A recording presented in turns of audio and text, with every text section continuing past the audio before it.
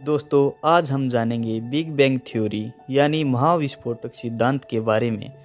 दोस्तों महाविस्फोट का सिद्धांत जॉर्ज लेमेंतेर ने दिया था, जो एक रोमन कैथोलिक पादरी थे और साथ ही वैज्ञानिक भी। इनके अनुसार आज से लगभग 13.7 अरब साल पहले एक बहुत बड़ा तारा था जिसकी डेंसिटी यानी कि घनत्व बहुत ज़्यादा था।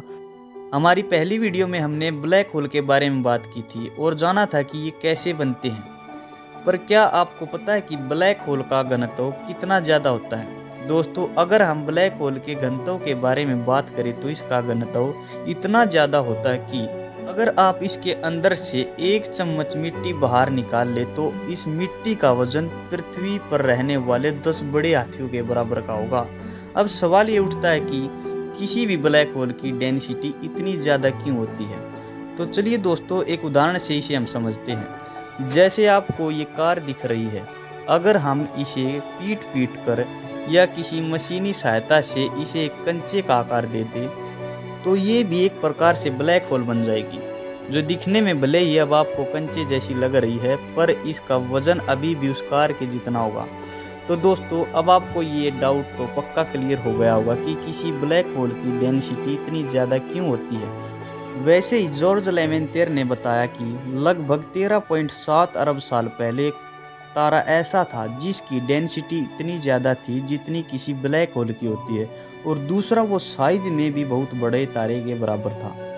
तो जब उसमें विस्फोट हुआ तो जितने भी आज आप छोटे बड़े तारे या आकाश गंगाएं देख रहे हैं, ये उस तारे के विस्फोट होने के बाद बने हैं और इसी को कहते हैं बिग बैंग थ्योरी, जिससे पूरे ब्रह्मांड का निर्माण हुआ।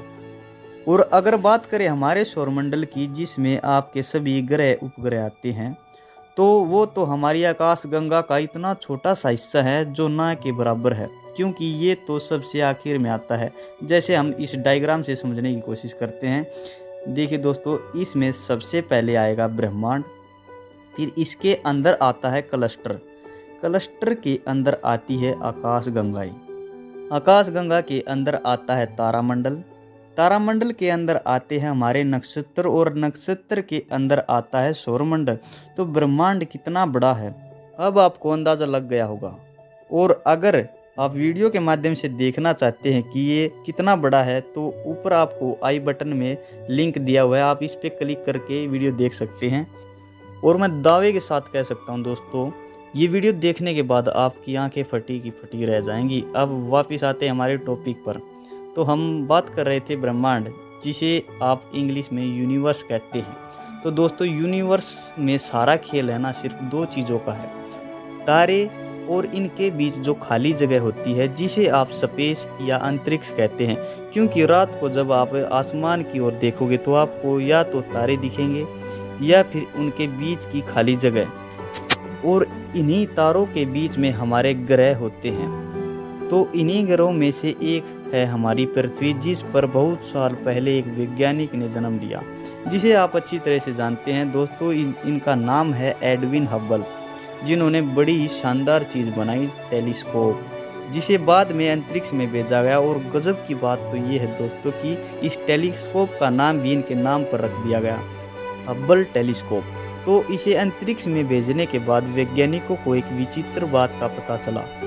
इन्होंने इससे क्या देखा कि ब्रह्मांड की सभी चीज़ें एक दूसरे से दूर जा रही है।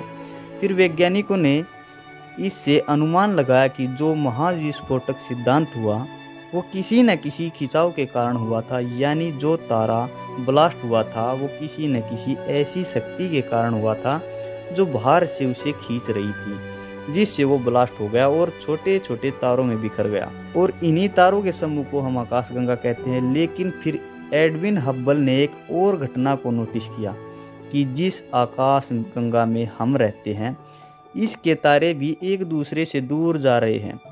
और इस बात से तो आप लोग भी सहमत होंगे, क्योंकि याद कीजिए दोस्तों, आज से 9-10 साल पहले की वो रातें जब आप गर्मियों के समय में अपने घरों की छतों पर या आंगन में लेटते थे और जब आप रात को आसमान में देखते थे, तब हमें बहुत सारे तारों के साथ साथ बीच में एक रास्ता सा बना दिखाई देता था।